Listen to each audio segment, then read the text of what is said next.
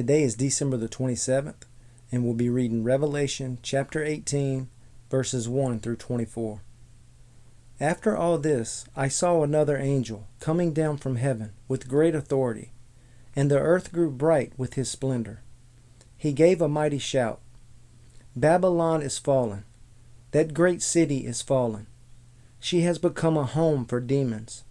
She is a hideout for every foul spirit, a hideout for every foul vulture, and every foul and dreadful animal.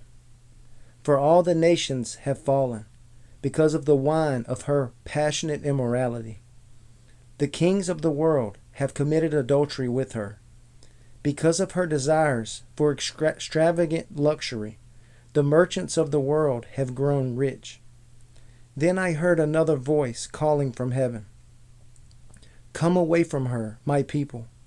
Do not take part in her sins, or you will be punished with her. For her sins are piled as high as heaven, and God remembers her evil deeds. Do to her as she has done to others. Double her penalty for all her evil deeds. She brewed a cup of terror for others, so brew twice as much for her. She glorified herself and lived in luxury, so match it now with torment and sorrow. She boasted in her heart, 'I am queen on my throne.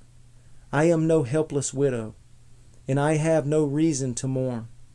Therefore, these plagues will overtake her in a single day, death and mourning and famine.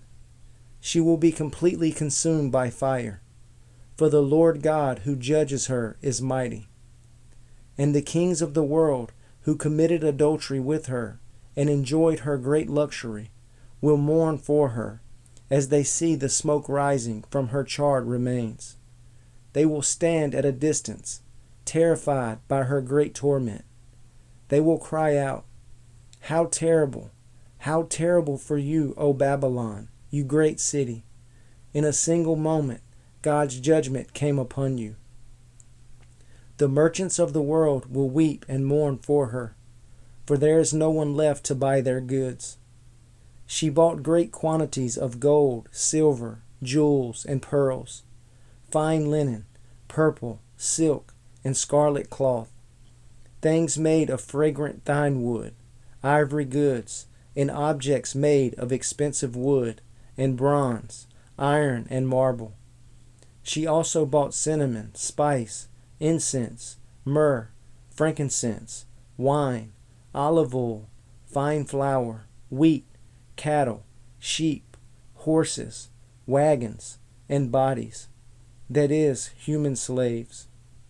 The fancy things you love so much are gone,' they cry. 'All your luxuries and splendor are gone forever, never to be yours again.'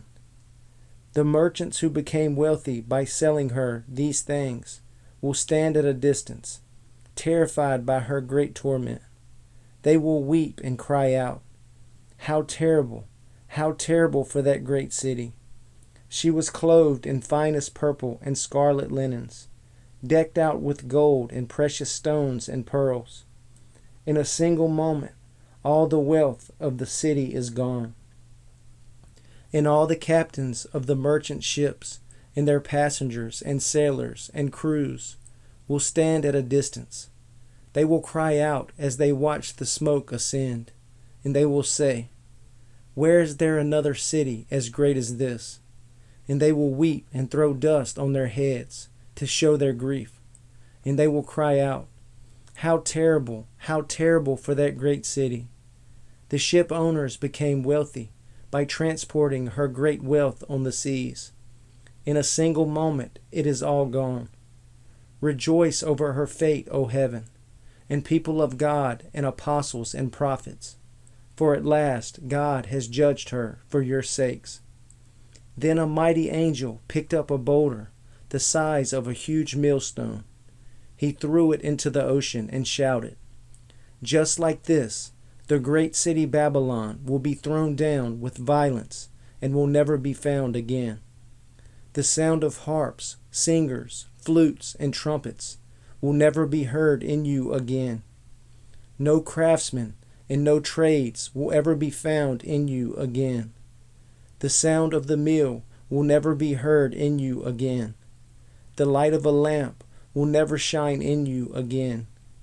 The happy voices of brides and grooms will never be heard in you again. For your merchants were the greatest in the world, and you deceived the nations with your sorceries. In your streets flowed the blood of the prophets and of God's holy people, and the blood of people slaughtered all over the world.